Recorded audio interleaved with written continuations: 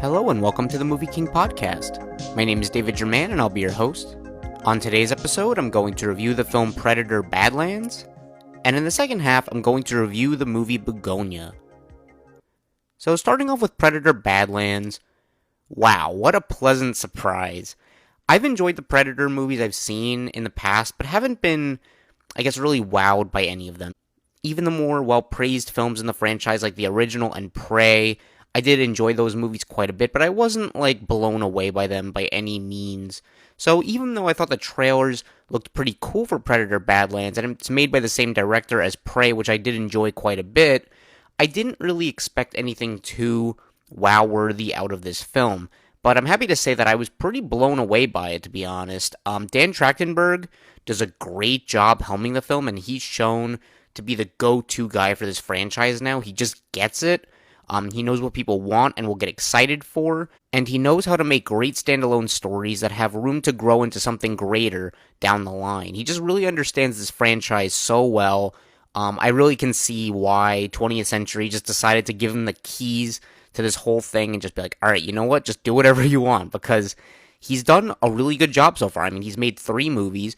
He did Prey, he did Predator Badlands, and then he did this other smaller animated film on Hulu that was very R-rated and stuff, and that was pretty fun. I mean, I guess Prey in the animated one, Killer of Killers, I enjoyed them. I wasn't wowed like crazy by them, but I thought they were good for what they were.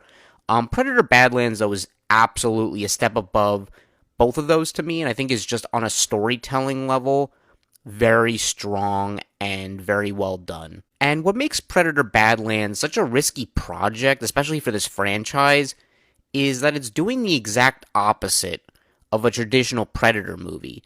And I guess in that sense, the Predator movies kind of have a formula to them. Same way Alien movies have a bit of a formula.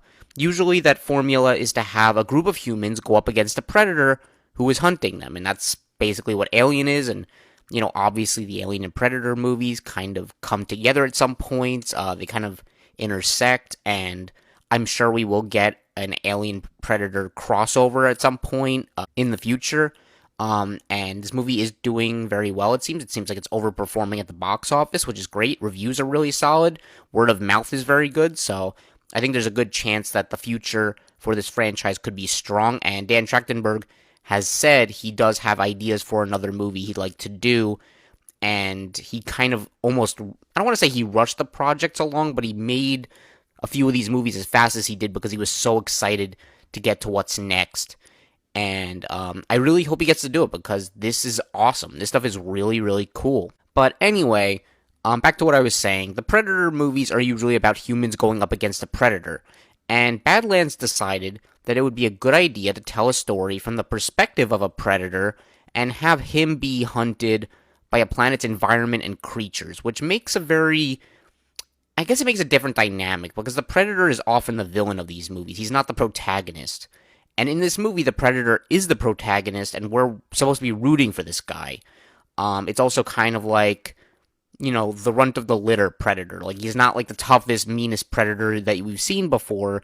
He's more of a weaker one, and that kind of makes him a little more sympathetic to us as an audience. But this is also a story that gives the Predator some humanity and depth, which is another risky choice given that this has never been attempted before. And I think these choices work super well here. Deck as a character is compelling, and I felt for him throughout his journey. I really wanted him as a character to get, to a better place and see him succeed. He's a smart character, but you can see how his upbringing contrasts with the characters he deals with in this story and who they think he should be. You can see how he grows throughout the movie and how he sort of changes his opinions on things. Deck as a character is brought to life through a fantastic motion capture performance that rivals something like the newer Planet of the Apes films. Demetrius Kaloa Matangi gives a great performance with nuance, a lot of nuance in there, and I think he just really knocks it out of the park, especially because he doesn't even speak English at all in the movie. He speaks this other alien language throughout the entire thing, and that's hard to do, to make it really sound convincing. I mean, we've seen foreign films before, so it's not the concept of that is so different, but to have a movie where like your main character speaks like a made up language the entire time is pretty risky. I mean, that's something that like shouldn't work, especially because other characters are like talking in English to him. So you kind of have this character who's not speaking English, but everyone else is, and it makes for like this weird mixed language experience, but it works. I didn't feel distracted by it. I thought it came very naturally to the film, and I enjoyed that a lot. Elle Fanning is also at the heart of this film, playing a broken synthetic android who joins Deck and brings a lot of humor to the film. I really liked her character a lot, and she actually plays two characters in this movie, which makes her performance even more impressive, I think. She has a lot of good, witty banter, and I just felt like she gave a lot of light and, I don't know, energy. Like, it was a very different energy. It's kind of like the Shrek versus Donkey thing, where it's like, you have the main guy who's just very serious and stoic the whole time, then you have, like, the comic relief character who's just talking nonstop. In the beginning, I was wondering if that would get annoying, but I found that Elle Fanning's character was very, I don't know, she was just very likable, and I wanted to see her also succeed in her journey, so that was very good.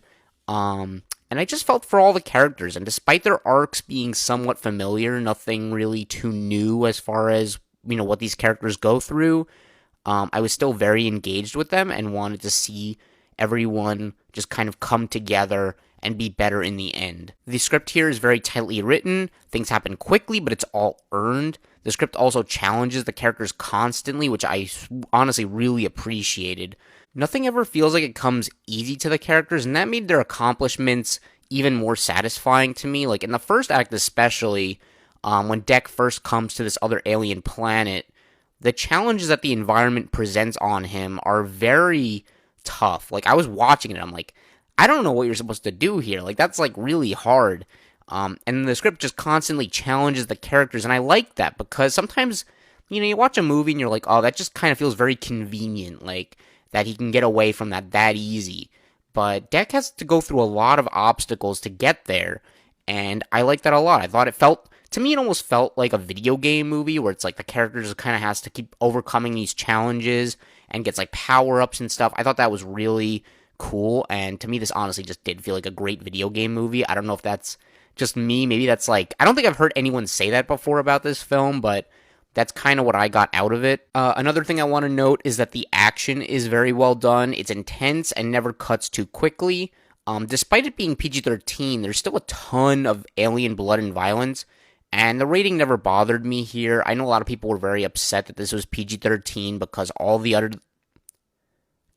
Predator movies are rated R, and they're very violent and gritty and gory, and, you know, I can see why that would maybe look like a problem, like, oh, it's Disney-fied, like, they're trying to make it more, you know, more for kids and stuff, but, I mean, sure, it's a little less gory in some places, but just in terms of violence and, like, what's happening, like, it's definitely a violent movie, and I was not bothered by the fact at all that, like, it wasn't, you know, human blood or anything like that. It didn't, you know, maybe not seeing a couple things, like, really up close didn't bother me that much that it really, like, took me out of the film. Like, I still was very, you know, just kind of taken back by some of the violence in it, and it still felt very brutal at times. So that was good. And the visual effects here are mostly great, especially for the budget, which is only a little over $100 million, and in today's world, that's kind of nuts, considering most blockbusters are 200 plus million. There are a couple small shots here that I think could have looked a little better, but nothing major. I also want to shout out the score, production design, and costume design here, which are all top-notch. The film's tone also works well. It feels kind of like an old-school adventure movie you'd get in, like, the 80s or 90s, but with a Predator as the lead, and it shouldn't work, but it does, and I think this movie just really succeeds in that way. Again, it is a risky film for this franchise, but I think it pays off great. One does have to wonder, and I kind of have to agree, like, it's a little nerve-wracking of, like, will this be the direction the Predator franchise heads in? Like, I don't want this to kind of have, like, you know, I don't know if it's, like, a Venom effect, where, like, you know, we got the Venom movies, like, with Kraven and stuff, where it's, like, everyone's an anti-hero instead of a villain. I don't really want that going forward for this franchise. I think we still need Predator characters to be, you know, the villain and kind of scary. But if we want to have, like, one, you know, protagonist in this kind of creature, then I think that's fine. I mean, Predator characters are generally very cold-blooded and mysterious and violent and scary, and I think it should stay that way for most of them. But again, if you want to have like one that, maybe is a little nicer and a little more, sympathetic, that we're all rooting for as a character, and maybe wants to work with humans in the end or something, I don't know. I think that could be an interesting choice. But yeah, I just hope this is kind of a one-off and not the main path going forward if this movie is really that successful. But really my only issues I have with the film is that the third act to me felt a bit on the long side, and it feels like a very different type of movie than what we kind of were watching beforehand. Not that I was bothered by it at all, but it just felt like it went on a little long, I guess, for what it was. Like, I was kind of like ready for the movie to start almost wrapping up after the second act, but it kind of had this whole other thing happen, and it kind of had then to wrap up the personal stuff at the end, and yeah, it felt maybe a little on the long side to me. And then I'd say the very, very, very end of the movie was, I think, too much of a tease for a sequel. Like, I think it should have just been a post-credit scene, but putting it literally right after the real ending of the movie kind of just took me out for a moment. And I think like the way the movie ends generally, like the real ending, was very satisfying. And Killer of Killers did the same thing, and maybe Prey did too, I don't remember, but definitely Killer of Killers did it, where it's like literally this post-credit scene that takes place like immediately right after the movie, and I kind of wish they just put it at the end of the credits instead. But honestly, those are really my only complaints. It's more nitpicky stuff, not like real issues I had. But yeah, I mean, I give Predator Badlands an incredibly high recommendation. It's some of the most fun I've had in theaters all year, and it's also one of the best blockbusters I've seen in a bit too, so super good movie, definitely right now in my top 5 of the year so far, and yeah, I mean, see this thing on the biggest, loudest screen you can find. You won't regret it. I'm gonna give Predator Badlands an A-. Alright, and next up is the film Bugonia. So I was simultaneously very nervous and excited for this movie. I tend to go through these feelings every time Yorgos Lanthimos makes a movie because I always think his ideas are super interesting and he clearly has talent as a filmmaker, but some of his movies just completely miss the mark for me. Up to this point, outside of Bugonia, I've seen, I think I want to say 5 of his other movies, and the only ones I enjoyed were The Favorite and Poor Things.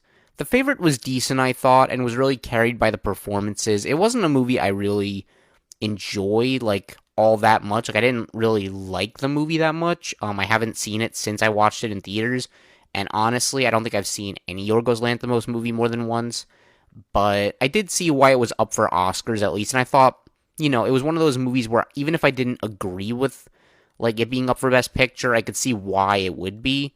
And then I didn't just enjoy Poor Things, though. I really liked it. Like, it was a very good movie. That one, to me, is, like, by far Yorgos Lanthimos' best film. And I think the key to me of what makes me enjoy a Yorgos Lanthimos movie is who's writing it. When Yorgos himself is involved, I tend to be less positive towards it, and I think it's, not a movie that I really vibe with, but I thought Bugonia looked really interesting, and the writer is Will Tracy, who did the movie The Menu, a black comedy I really enjoyed, and I think ironically, The Menu's humor is kind of the perfect example of when I think that type of humor is at its best, and like what black comedies can do so well. So that made me more hopeful for Bugonia, and I'm happy to report that I actually really enjoyed the film. Emma Stone and Jesse Plemons are both great in it. A lot of screen time is just them talking and doing their thing, and they both seriously killed it. Like, Emma Stone is always fantastic in these types of roles. I can see why she loves working with Yorgos Lanthimos so much, because they both have these very bizarre, obscure visions, and, it's just a very different type of movie than you would normally do. Like, Emma Stone can do any role great, but I can see why she just has fun playing these more, like, I guess, let's call it less normal characters. Like, they're more bizarre and they're a bit less familiar from what you've seen before. But she does a great job in it. And Jesse Plemons also plays a very strange character in this movie. And, I was interested to see what his character would be like. And he does a great job too. He's always very good in these types of roles and can also, I don't know, Jesse Plemons just always does a good job playing the weirdo. But yeah, I think they both killed it.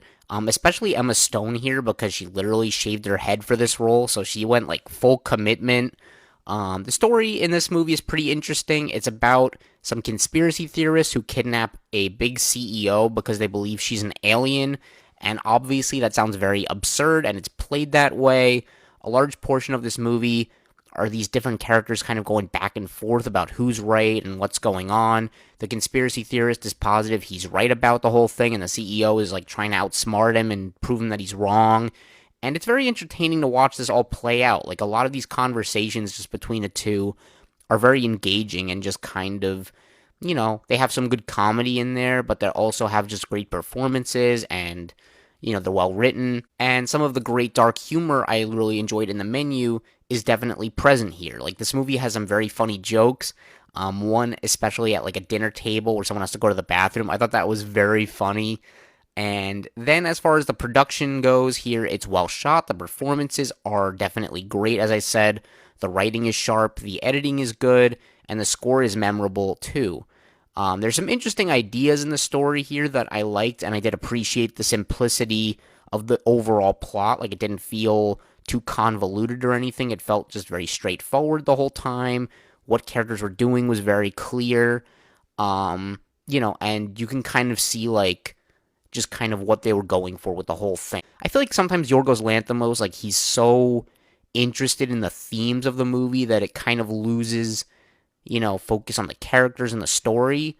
But in this case, and I think what Poor Things also did super well, is it's just more focused on character and story over the overarching themes, which still do come in. Like, the themes are still definitely there, but they're not like the main focus of the movie. So I like that. But where the movie did lose me a little bit, admittedly, is in its repetition. The second act feels like it repeats itself a lot, which did start to wear on me a little bit.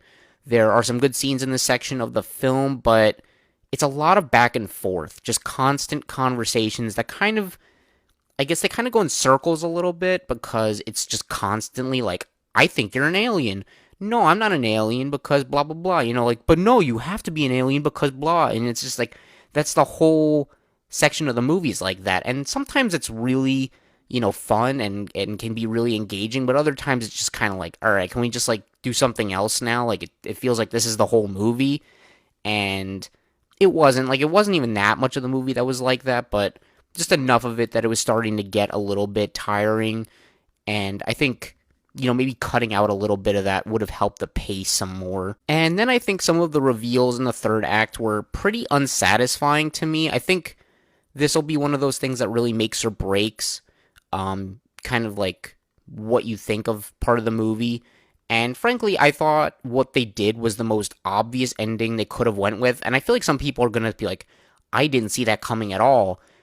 I personally, I literally called it before I saw the movie. Like, if it's a predictable ending that I love, then it's fine. And, I would say, like, Predator Badlands has a predictable ending, but I liked it. I thought this, in this case, it got a little bit dumb. So it wasn't my favorite, and I kind of just knew exactly where it was going to go. And I was like, I kind of hope it doesn't go there because it just feels like, it feels just like the most obvious choice.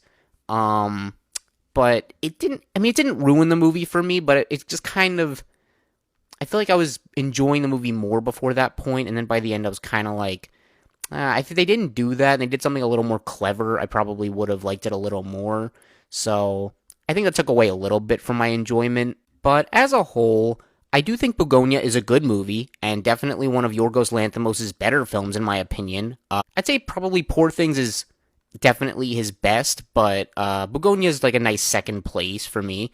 And granted, there are a lot of people who love all his movies and think he's like an amazing filmmaker, and so my opinion can't be trusted to those people, and they shouldn't really trust me with what I'm saying here because I just feel like I'm in the minority of like the Yorgos Lanthimos thing. Like, people who love his movies, you probably have very different tastes than me for what he does, and you might think the movies that he writes are better than the ones he doesn't. To me, that's not the case, but I did still enjoy this movie. I don't think it's, a great thing by any means, but I did enjoy it, and I don't know, it's not a movie I can recommend to the masses like Predator Badlands, which I think is just great all around. But if you like Yorgos and you want to see some great performances, this could be worth checking out. So, I would recommend it to those people. Probably not everyone, but if you liked Poor Things, then I would say give this a watch. So I'm going to rate Bugonia a B. And that about does it for this episode. If you want to follow my reviews, you can find me on Letterboxd at MovieKing1224. You can also listen to this podcast on your favorite apps such as Spotify, YouTube, Apple Podcasts, and Amazon Music. If you have any comments or feedback, I would love to hear it and improve the show. And of course, if you've enjoyed this episode, please consider liking, subscribing, and hitting the notification bell to hear more like it. I appreciate you all so much for listening, and I'll talk to you next time. Thank you. Bye-bye.